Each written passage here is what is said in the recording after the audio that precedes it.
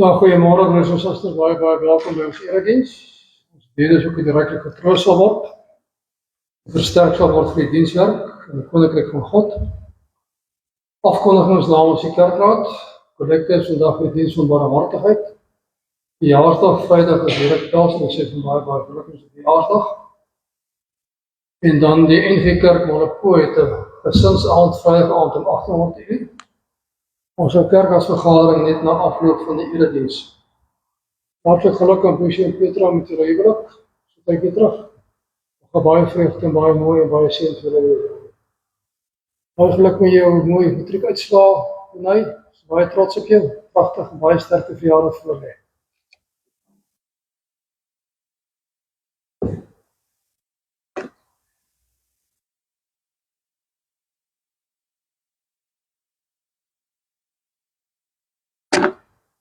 Ek kan rustig gaan lees in die eie tyd, Esdra 1, gedeelte van Esdra, gaan oor die terugkeer uit ballingskap, waar ons nou volgende begin met Jesaja 40, wat geskryf is as vooruitskouing by die terugkeer van die ballingskap. Dit is die agtergrond in Esdra en Nehemia wat gebeur het nadat Israel uit ballingskap uit teruggekom het. Kom ons sing lied 188, vers 1 en vers 3.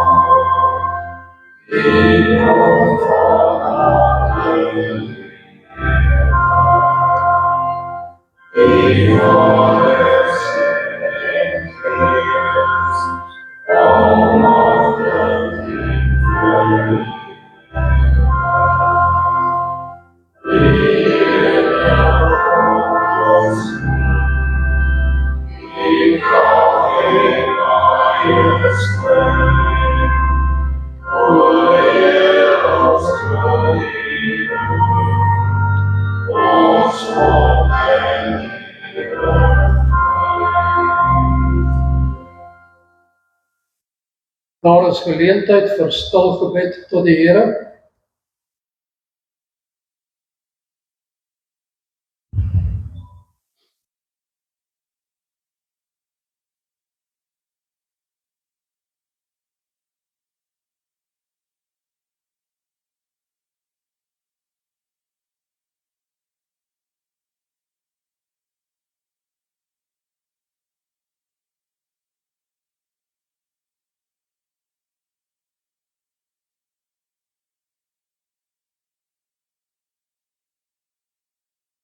Kom ons sing Psalm 47 vers 1.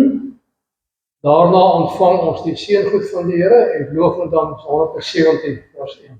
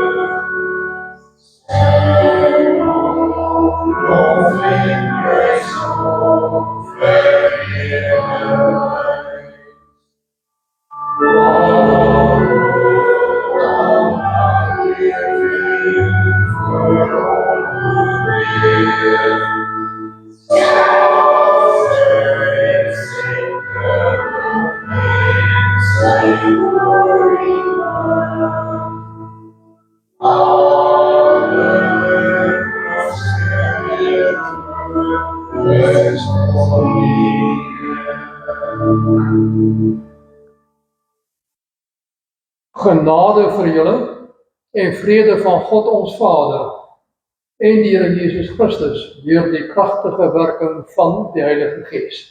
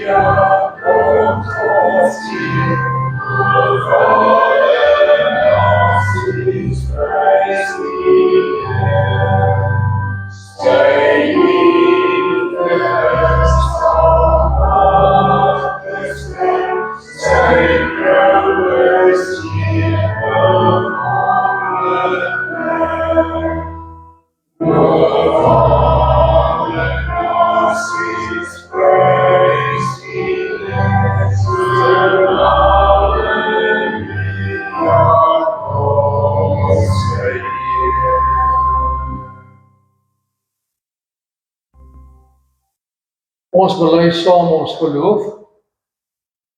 Ek glo in God die Vader, die Almagtige, die Skepper van die hemel en die aarde, en in Jesus Christus, sy enige gebore Seun, ons Here, wat ontvang is van die Heilige Gees, gebore uit die Maagd Maria, wat gelei het en Pontius Pilatus op kruisig is, gesterf het en begrawe is. Hy het die lyding van die hel ondergaan. Hy het die derde dag opgestaan in die dood, opgevaar na die hemel en sit aan die regterkant van God, die Almagtige Vader, waar hy sal kom om die lewendes en die dooies te oordeel. Ek glo in die Heilige Gees, ek glo in die heilige algemene Christelike kerk, die gemeenskap van die heiliges, die vergifnis van sondes, die opstanding van die liggaam en die ewige lewe.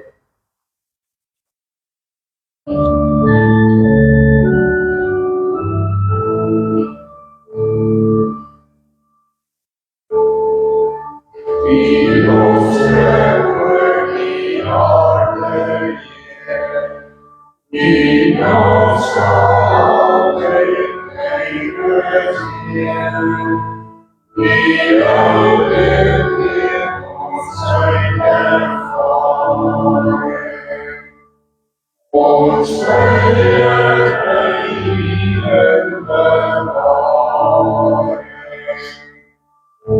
Sions weg juich alles af voor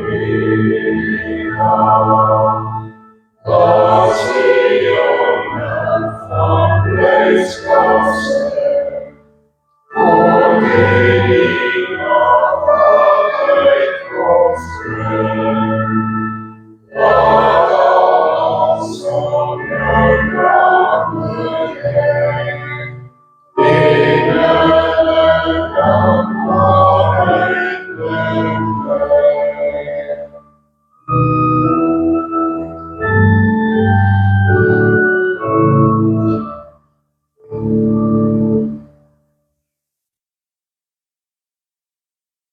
Sondag 1 van die Katekismus is die opskrif vir die totale Katekismus, die volgende 51 sondae wat volg. Het gaan oor in die rest van die Katekismus oor die feit dat mens kan salig leef en sterwe in die enigste troos wat jy het. Wat is die enigste troos in lewe en in sterwe? Die antwoord, ek met liggaam en siel in lewe en in sterwe nie aan myself nie, maar aan my getroue verlosser, Jesus Christus behoort. Hy het in sy kosbare bloed vir al my sondes te volle betaal en my uit alle heerskeppy van die duiwel verlos. Ek bewaar my op so 'n wyse dat sonder die wil van my hemelse Vader geen haar van my kop kan val nie.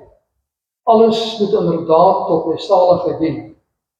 Daarom verseker hy my met die Heilige Gees van die ewige lewe en maak hy my van harte gewillig en bereid om voortaan vir hom te lewe. In hierdie sondige werklikheid waarbinne ons leef, het die mens troos nodig. Troos wat meer is as bloot net om iemand simpatie met iemand te betuig. Troos om te leef, om gelukkig te wees en dinge te kan doen, te kan werk. En dis die alomvattende troos wat God vir ons gee. Ons behoort aan Jesus Christus. Hy het ons gekoop en iets wat jy koop pas jy op. Daarom doen God dit ook met ons. Hy bewaar ons op so 'n wyse dat sonder die wil van die hemelse Vader nie een haar van ons kop sal afval nie. God se almag reik tot in die kleinste besonderhede en alles wat ons gebeur dien inderdaad tot ons saligheid en is ook die Heilige Gees wat in ons woon om ons te verseker van die ewige lewe en die Heilige Gees maak my van harte gewillig en bereid om voortaan vir hom te lewe. Iemand wat aan Christus behoort, leef tot ere van God, omdat die Gees van God in hom werk. En dan die vraag 2, hoeveel dinge moet jy weet om hierdie troosalig te kan lewe en te sterwe? 3 dinge. Ten eerste, hoe groot my sonde en ellende is. Ten tweede, hoe kan van my sonde en ellende verlos word. Ten derde, hoe God vir so verlossing dankbaar moet wees. As die mens nie weet hoe groot jou sonde en ellende is nie, dan weet jy nie die werk wat Christus gedoen het om jou sonde te betaal nie. Dink 'n mens met Sondag 'n paar keer in die week wat kom, gaan deurlees en dood eenvoudig gaan oordink oor die onsaglike rykheid wat daarin staan. Hoeveel troos daarin is. Ek kan my sonde en ellende ken. Ek hoef nie te ontken dat ek sondig is nie, want ek kan dit bely voor God en weet hy sal uit genade alleen vergewe. Weet hoe groot my sonde en ellende is, dan weet ek kan myself nie daaruit help nie. Ek het God se genade nodig. Jesus Christus op sonde te Golgotha. En dan derdens, moet God vir so iets moet dankbaar wees. Dankbaar leef tot ere van hom elke dag, omdat hy vir ons soveel gee. Dan leef mens positief, vreugdevol en verheerlik sy naam. Omdat ons na Christus behoort, moet ons leef, soos in Galasiërs 5 vir ons sê. Vrugte van die Gees dra en nie die werke van die vlees doen nie. Julle broers, julle is tot vryheid geroep. Moet nie julle vryheid gemisbruik as 'n verskoning om ons sonde te doen nie, maar dien mekaar in liefde. Julle wet word in een gebod saamgevat. Jy moet jou naaste lief hê soos jouself. Maar julle buite en verskeur mekaar. Pas op dat jy mekaar nie later heeltemal verslind nie. Wat ek bedoel is dit, laat jou lewe steeds deur die Gees van God beheers word. As julle nooit swak voor begeerdes met 'n sondige natuur. Wat 'n sondige natuur begeer, is 'n stryd met die Gees wil. En wat die Gees wil, sy stryd met 'n sondige natuur begeer. Hierdie twee staan lynreg teenoor mekaar en daarom kan jy doen wat jy graag wil nie. Maar as jy jou deur die Gees laat lei, staan jy nie meer onder die wet nie. Die praktyke van die sondige natuur is algemeen bekend: onsedelikheid, onreinheid, losbandigheid, afgodsdienst, towery, vyandskap, haat, naaiwer, woede, rusies, verdeeldheid, skeuring, afguns, dronkenskap, uitspattigheid en al dergelike dinge. Waarskuwing, so kan ek vroeër gewaarsku het, wie maar sulke dinge skuldig maak, sal nie die koninkryk van God as erfenis verkry. Die vrug van die Gees daarteenoor is liefde, vreugde, vrede, geduld, vriendelikheid, goedhartigheid, getrouheid, nederigheid en selfbeheersing. Teen sulke dinge het die wet niks nie. Die wat aan Christus Jesus behoort het, 'n sondige natuur met al sy hartstogte en begeertes gekruisig. Ons lewe deur die Gees, waar die Gees nou ook ons gedrag bepaal. Nie verwant wees, mekaar uitdaag of op mekaar afgunstig wees nie. Ons sing Psalm 65 vers 2, daarna dat ons saam en daarna is ons vers 4.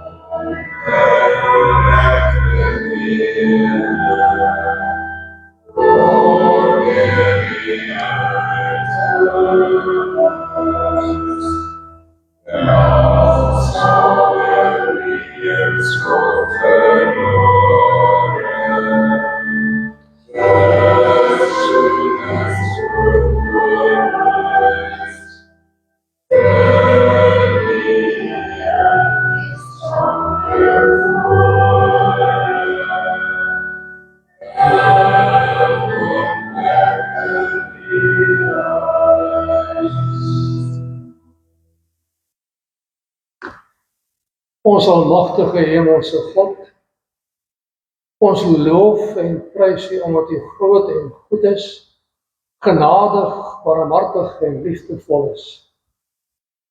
Ons dank U vir die heerlike voorreg om U te mag ken, saam met U te mag lewe en U naam en alles alleen te mag groot maak. Daarom bid ons, lei ons deur die woord en deur die Gees, vermaan, bemoedig, vertroos, versterk ons deur die woord en laat ons so lewe dat ons U naam bekend sal maak in die ganse wêreld as die enigste God wat kan en wil red uit genade alleen. Wil U ons harte oopmaak vir U woord? Wil U ons insig gee in U woord, dat ons lewe volgens U woord tot ere van U naam? En wil U seker maak dat U woord reg verkondig word tot ere van U en tot opbou van ons geloof. Vergeef ons alles baie sondes, om Jesus Christus naam se wil. Amen.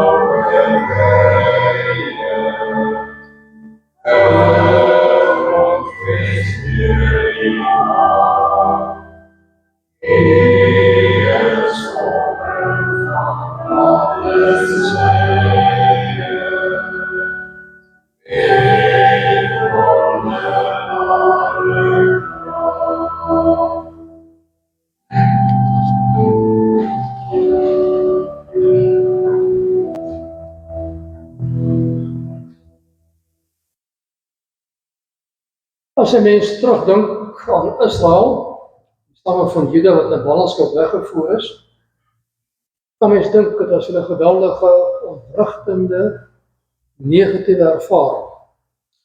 Lees Psalm 137 wat iets gee van die smart wat hulle gehad het en wat hulle deurgemaak het in die land van ballingskap. By die riviere van Babel, daar het ons gesit, en 'n straal het gevloei as ons aan Sion dink. Van die wilgebome in daardie land het ons liere opgehaal. Die wat vir ons gevangen weggevoer het, ons gevra het om 'n lied te sing. Die wat vir ons leed aangedoen het, van ons vrolikheid bring. Sing vir ons 'n lied oor Sion. Hoe kan ons die lied van die Here sing in 'n vreemde land? As ek jou sou vergeet, Jerusalem, mag my regterhand dan verlam raak. Mag my tong my vreemde vaskleef, as ek aan jou nie dink nie. As Jerusalem nie my grootste vreugde bly nie. Onthou die ene met die Here, die dag toe Jerusalem aangeneem is, so hulle aangehou het en sê, breek af die stad tot op sy fundamente. Dat jy verwoes sal word, Babel is seker. Gelukkig is die man die terugbetaal vir wat hy aangedoen het. Gelukkig is hy wat jy babietjies gryp het en dit klip verbrysel. Jesaja 40 vers 1 tot 31. Dit is die tweede gedeelte van die boek Jesaja. Die eerste gedeelte gaan met profesie teen verskillende volkere en lei tot die ballingskap. Jesaja 40 tot 66 is dan die terugkeer uit ballingskap en waar God se grootheid besing word. Die uitkoms is hier. Dit sê julle God moet julle vir my volk sê. Bring vir Jerusalem die goeie tyding, sê vir die swaarkry is verby. Hy het geboet vir sy sonde. Hy het van die Here die volle straf ontvang vir al sy sondes. Iemand roep, maak van die Here pad in die woestyn. Maak in die barre wêreld 'n groot pad vir ons God. Elke laagte moet opgevul word, elke berg en rand moet gelykgrond word, elke bult moet 'n gelykte word en elke koppie 'n vlakte. Dan sal die mag van die Here openbaar word. Al wat leef sal dit sien. Die Here self het gesê. Iemand sê roep, en ek vra, wat kan ek roep? Alle mense is soos gras, alles wat bestaat maak is soos 'n veldblom. Gras verdor en blomme verwelk, as die Here sê wind daar naby. Dit is so, die volk is soos gras. Gras verdor en blomme verwelk. Maar die woord van ons God bly vir ewig. Klim op 'n hoë berg, roep hard Sion, jy het die goeie tyding bring. Roep hard Jerusalem, jy het die goeie tyding bring, moenie bang wees nie. Sê vir die stede van Juda, julle God is hier, die Here God kom, hy is die magtige, hy regeer. Hy bring die volk saam, wat hy syne gemaak het, die wat hom behoort is by hom. Soos 'n herder versorg sy kudde. Die lammers maak hy bymekaar as sy arms, en hy dra dit in sy bors. Hy sorg vir die lammeroeie. En die waters in die holte was sy hand afgemeet, die breedte was sy hand die maat van die hemel bepaal, met 'n maatemmer die grond van die aarde afgemeet, met 'n skaal die berge en die heuwels geweeg. Wie kan die gees van die Here peil? Wie kan sy raadgewer wees? Vir wie raadpleeg hy, dat hy met insig sou bring, en hom sou leer wat om te doen? Wie leer hom onderrig hom, dat hy met insig gaan optree? Die nasies is nog soos druppelende emmer, soos stofie op 'n skaal. As jy die eilande op 'n skaal sit, is hulle stofdeeltjies. Al die hout op die Libanon is nie genoeg vir vuur op die altaar nie, en al die wild nie genoeg vir 'n offer aan die Here nie. Al die nasies is soos niks teenoor hom. Hulle is minder as niks, as hulle nie bestaan nie. Met wie kan julle dan God vergelyk? Met watter beeld kan julle gelykstel? 'n beeld word deur 'n ambagsman gegiet en deur 'n split met goud oorgetrek en met silwer kettingkies versier. Met 'n arm is daar so offer aan sy God, is hout wat nie vrot nie, en soek hulle 'n bedrewe ambagsman om 'n beeld te maak wat nie omval nie. Weet julle dan nie?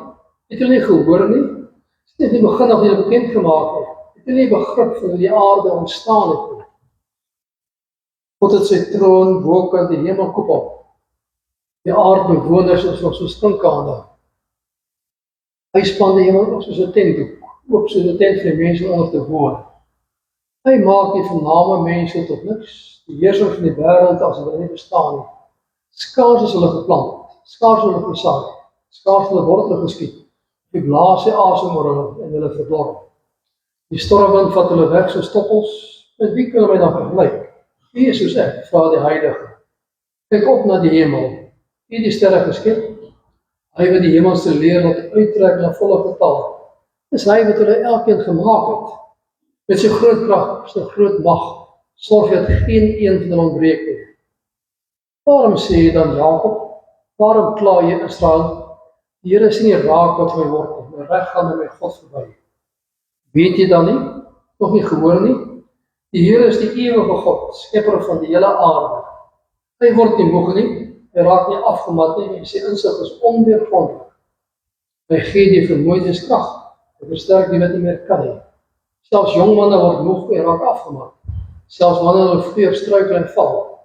Maar die wat op die Here vertrou, kry nuwe krag.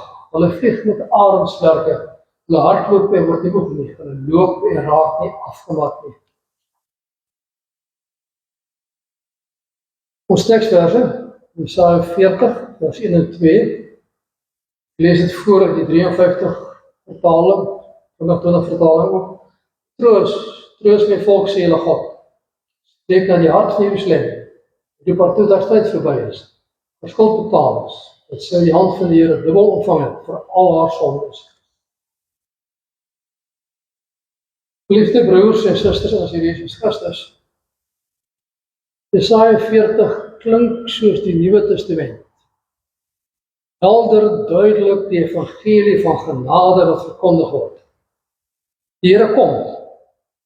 Hy verkondig sy verlossingswoord aan 'n volk wat swaar kry in ballingskap en Babel. Daardie volk van die Here is weggevoer as gevolg van hulle sondes deur koning Nebukadneser. En die profeet profeteer nou. Die uitkoms is hier. Hulle sal terugkeer na hulle eie land en God weer na herboude tempel aanbid.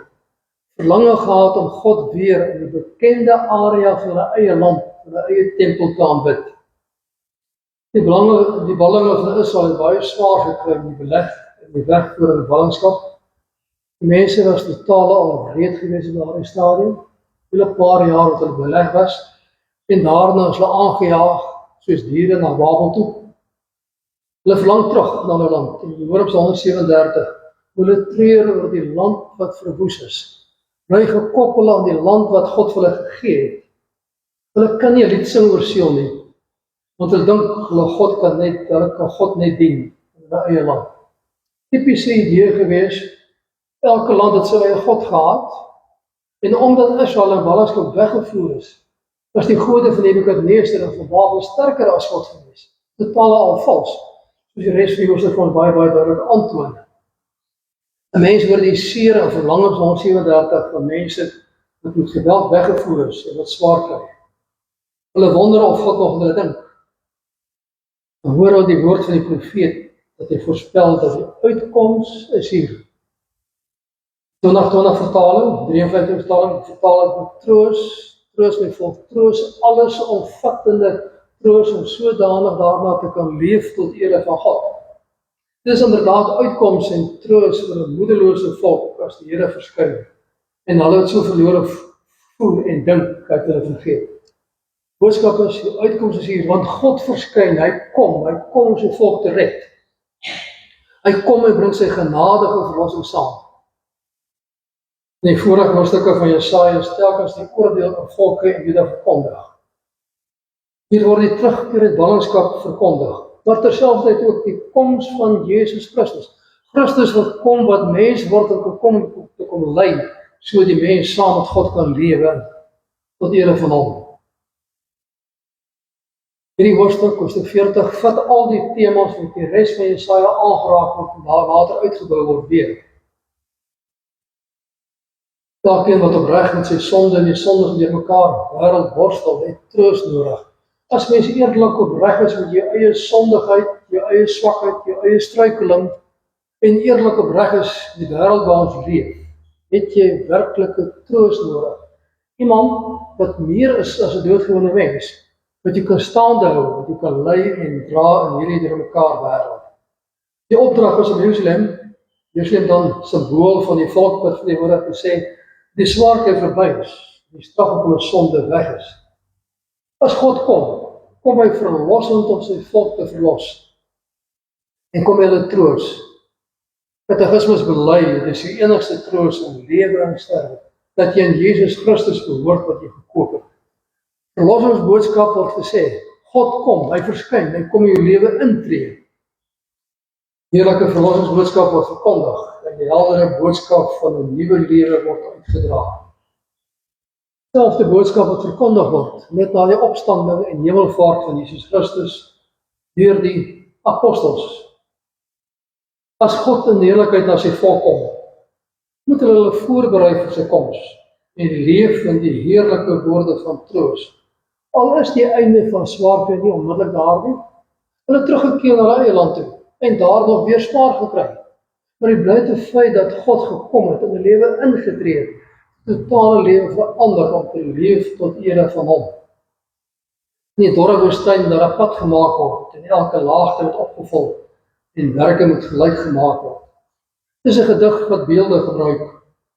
Die beelde soos wat konings in daardie tyd mense vooruitgestuur het, om die pad reg te maak as jy sekere pad wil gaan, 'n sekere land wil gaan besoek. Sodat hy as koning maklik daarop kan kom. Dis ook hierdie gedeelte 'n beeld van die sonde van die mens, dit wat jy van God weghou, dit wat keer dat God regtig waar sy totale verlossing vir jou kan gee. Sonde moet opgeruim word, sodat hy ongehinderd jy kan kom, en jy gereed is om hom te ontvang. Wanneer die pad reg is, en die verhouding opgestel in hom, sal jy die mag van die Here sien. En hom kyk, sodat jy mag sien en weet, hy alleen kan alles doen. Die heerlike trooswoorde van die Here.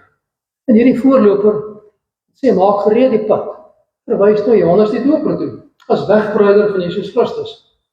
Hy het die mense wat hulle sonde bely gedoop en bemoedig, gehoorsaam aan God te lewe, soos gereed sou wees vir die koms van die Messias. Gaan lees uit Lukas 3, die werk van Johannes die Doper. Sê vir die mense, gaan doen jy werk tot ere van God. Bely jou sonde, die Messias kom.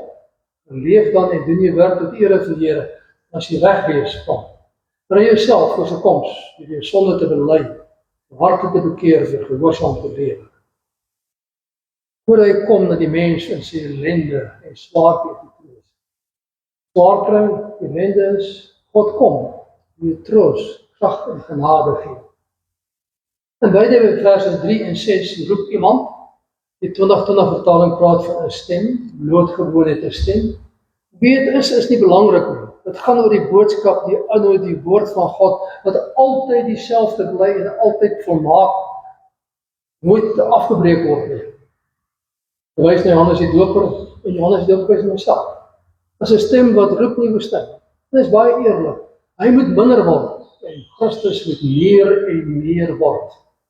Die boodskap wat hy roep, is die mense is verganklik, so stof. Gras, vandag daar, môre verdor en verwelk. Die asem van die Here daaroor blaas. Maar die sekerheid is nooit in die verganklike mens nie. Die sekerheid is die woord van God wat ewig bly. Die mens is so gras wat verdroog, maar die woord van God bly altyd dieselfde. En as God kom, goeie tyding vir die verganklike mens, in sy ellende en nood.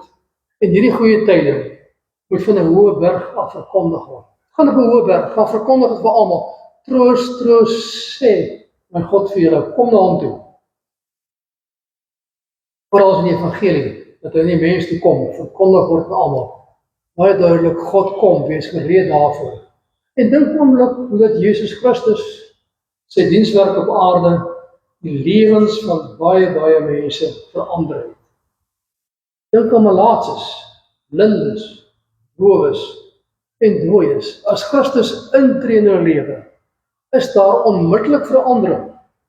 Malaatses word genees, blindes sien, dowes hoor, dooies word opgewek. As God intree in jou lewe, is daar onmiddellike positiewe verandering tot ere van hom. Hy tree bidend in Petrus se lewe, en Petrus wat hoogmoedig gesê het, ek sal altyd by u wees. En hy verander Petrus van 'n lonaar tot 'n evangelieverkondiger. Hy tree op Pinkster, duidelik verkondig die woord sonder bang te wees. Hy tree in Paulus se lewe in, op pad na Damaskus toe. Paulus, die vervolger van die kerk, word verander na die apostel van die heidene. As God intree, as God kom, verander jou lewe totaal al en kan jy leef tot ere van hom. Daar's vreugde en blydskap wanneer jy sy Heilige Gees jou lewe intree en jy verander van 'n verlore sondaar tot 'n verloste sondaar wat eerstens getuig van sy troos in en verandering in jou lewe. Verander ons elkeen sy lewe ook verlore sondaar na 'n verloste sondaar, sodat ons kan getuig van sy genade en sy barmhartigheid. Die Here kom na al die stede van Juda, wys na ons uitverkorenes. Hy bring verandering en hy gee nuwe lewe. Die profeet beskryf hoe hy in mag kom, sy arm is sterk, hy is die almagtige. Hy regeer, hy maak almal by mekaar wat hom behoort. Geen een wat hom behoort sal verlore gaan nie. Hy kom in mag en krag met al sy sterkte te hê. Ander deel van die beeld, hy is ook die herder, wat liefdevol, saggies versorg. Hy dra die lammeroeie in sy arms, dra dit in sy bors, beskud hulle. In daardie tyd 'n algemene beeld gewees van 'n koning wat 'n herder moet wees om sy mense te versorg, hulle te diens te lewe, naby te wees. Dit is dieselfde beeld wat gebruik word van God. God is die volmaakte herder. Hy tree troosvol en beskermend op teenoor sy kudde. Hierdie selfde beeld by Christus. As hy na homself verwys as die goeie herder. Daar was slegte herders gewees, die skape gelos het, die verwaarloos het. Christus is die goeie herder, wat sy lewe aflê vir sy skape. Aangrypend aan die een kant die almagtige kom in krag. En kom ook deernisvol, liefdevol, vertroostend. Hy dra ook die lammeroeie van sy bors. Die goeie herder en die swakke in sy arm dra en liefdevol versorg.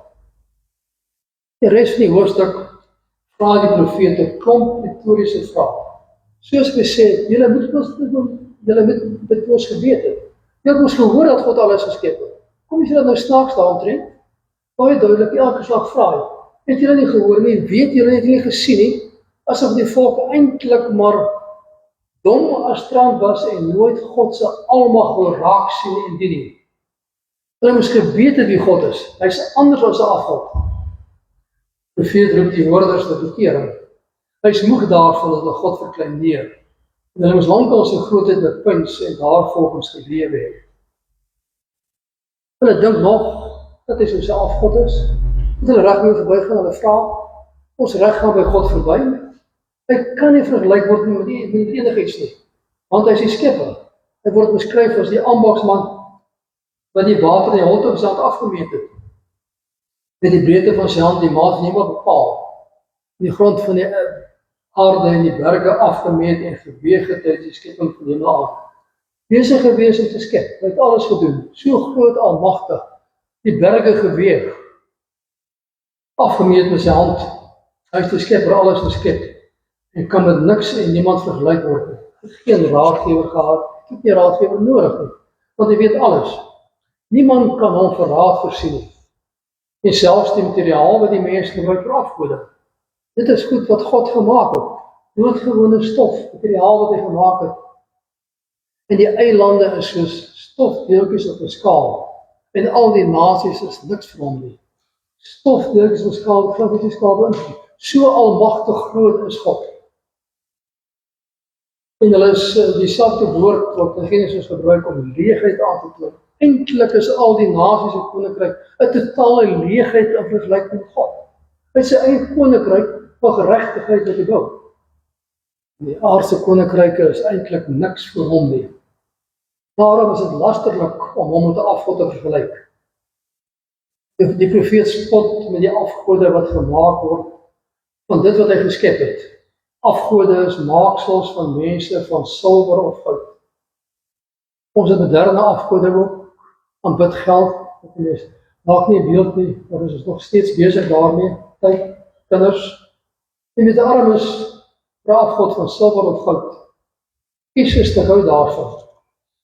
Die mense het ons geweet dat hy die aarde geskep het, en sy troon bokant die hemelkoepel gevestig het. Troon bokant die hemelkoepel, alles oorheersend, hy is die almagtige. Hy maak die vername mense tot niks as hy asem wil blaas. Hy alleen is die een wat regeer. Daar is niemand soos hy nie. In Babel het 'n klomp van die Jode ook begin om die sterre te bestudeer. Sterrebegelery. Dis een van die groot wetenskappe gewees in die tyd van Babel. En daarmee het ook die sterre gesê, die sterre kan die toekoms voorspel. Die profeet sê, God lei die sterre volgens sy wil en volgens sy welbehae. Selfs die sterre wat in Babel aanbid is, die sogenaamde toekoms kon voorspel, het hy gemaak. En hy laat hulle uittrek in hulle volle getal. Hy is onbeperk in sy almag en verhewe bo alles. As hy so almagtig is, so verhewe is bo alles, waarom sê Israel dan en Jakob klaar dat die Here nie raak sien nie? Hy regeer tog alles en hulle moet ons weet. Hy is verhewe bo kan tyd. Al lyk dit asof hy vir jou vergeet het in jou swaarkry en lyde, moenie bekommerd wees en dink dat jy vergeet het, want God kan nie. Hy sal jy nie vergeet nie. As jy altyd vashou deur sy genade aan lewe. Dikwels is dit die mens wat God uitgeskuif het. Dit is Israel wat in hulle sonde van God weggedwaal het. En hy blameer hulle hom daarvoor. Duidelik wil terugkom en sê, ons moet leef tot ere van God. Hy is die skepper, hy word nie moeg of afgemat nie. Hy is die kragbron vir almal wat hom vertrou. Die jong manne word moeg en afgemat deur alles wat hulle doen en wat hulle dra. Hulle struikel en val. Die mense is swak en verganklik. God is ewiglik. Die mense is swak, struikel, verganklik. En die mens se krag is beperk. Terwyl hy ewig vas is, wat onbeperk in vermoë en krag is. Wie wil eie maaksels vertrou, sal struikel en val. Nou sluit die hoofstuk af, deur die mens roep om op die Here te wag. Wag op die Here, wag op sy tyd, wag dat hy kom, wag dat hy jou help en lei en dra. Hulle word vernuwe en kry nuwe vere soos 'n arend of vlieg met arendsvlerke. Opnuut nuwe krag om te leef en te werk tot ere van God. Hulle styg bo alles uit en sien die werk van die Here raak. Met nuwe krag kan hulle elke dag begin. Elke dag opnuut leef en werk tot ere van sy naam. Dis die beeld dat hulle versterk word om te leef en te werk tot ere van hom. Hy vertroos, hy gee uitkoms, hy gee genade om te leef tot sy eer. Waarom vertrou op die Here en kry hoop om vreugdevol en getroos te lewe, te midde van die wêreld vol sonde en alles wat verkeerd is. Vertrou en wag op die Here, dan kry mens hoop. En dit is nie onseker nie, dit is vas en seker. God gaan kom, hy gaan weer kom in Jesus Christus met die wederkoms. Nuwe Testamenties wag ons op die sekere terugkeer van Jesus Christus. Ons weet dit gaan gebeur. En daarom gee hy elke dag nuwe krag om te leef en te werk tot ere van hom. Maak die pad van regheid. Leef saam met hom. Leef gehoorsaam in sy troos. Elke dag. Troos, troos. My volk sê God die Here, hy kom. Leef saam met hom. En leef en werk tot ere van sy naam. Amen. Ons dank saam. Ons almagtige Hemelse God en Vader, wat 'n heerlike voorreg om U te mag ken. Voorreg om aan U te behoort. Voorreg om te hoor dat U kom uit genade alleen. U verskyn reddend, verlossend, en U tree ook in elkeen van ons lewens in en deur die Heilige Gees, wat in ons kom woon. Maak ons opreg dankbaar. Leer ons om te leef sodat U naam groot gemaak word, U koninkryk verkondig word, U koninkryk gebou word. Vertroos ons elke dag na ons nood en na ons behoeftes, en laat ons so leef en werk dat U liefde en barmhartigheid die ganse aarde vul. Ons bid vir die kerk oor die ganse aarde. Laat U kerk waarlik kerk wees tot ere van U naam. Lei en dra U kerk sodat U naam in alles in verheerlik sal word. Ons bid vir die owerhede, ons bid vir reg en geregtigheid. Ons bid vir die mense wat vervolg word omdat hulle U glo. Daar is soveel mense in die wêreld wat vervolg word. Wil U hulle naby wees, vertroos, nuwe krag gee, elke dag vreugdevol kan getuig van U verlossing en genade. Ons bid vir die owerhede, dat hulle leef en regeer tot ere van U naam. Wil U al die misdaad, korrupsie wegneem in die samelewing uit, sodat ons in die land kan leef in vrede tot ere van U naam. Gee ons wysheid en insig om te sien hoe U regeer wie alles lei en bepaal. Laat ons getroos lewe in die heerlike wete. U is almagtig, U regeer, U bepaal alles wat gebeur. Ons bid vir elkeen wat alleen is, wat siek is, wat swaar het, wil U gesondheid, krag en genade gee, wil U lei met U barmhartigheid en liefde. Bewaar ons en wees hierdie week met ons. Laat ons elke dag vreugdevol leef en werk tot ere van U naam. Ons dank U vir so baie seëninge dat U elke dag vir ons uitgee. Maak ons opreg dankbaar daarvoor. Vergewe ons sondes om Jesus Christus naam te wille. Amen. Daar is geleentheid vir die insameling vir liefdegawe.